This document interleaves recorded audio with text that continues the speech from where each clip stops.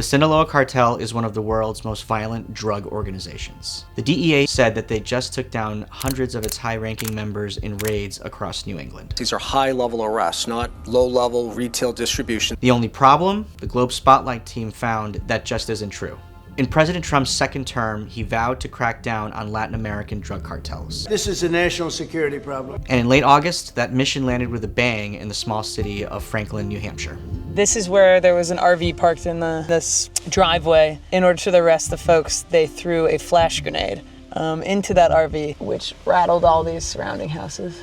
Federal authorities claim they'd arrested 171 members of the Sinaloa Cartel in New England and hundreds more across the U.S. More than 24 were in Franklin.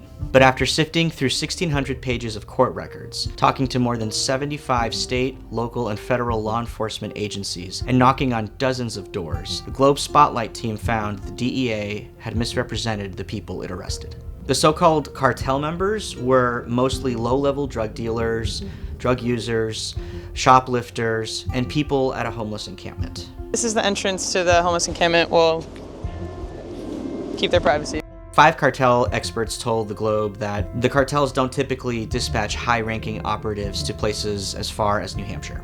Law enforcement leaders we spoke to, including the police chief in Lawrence, which the DEA described as a hub of Sinaloa activity, were baffled by the government's claims. 3 officials familiar with the operation told us that the government had misrepresented the stature of those arrested in the sweep. We interviewed multiple suspects at their arraignments in Franklin last week. Judges and prosecutors never mentioned the words Sinaloa or cartel. Almost everyone we talked to said that they struggle with drug addiction.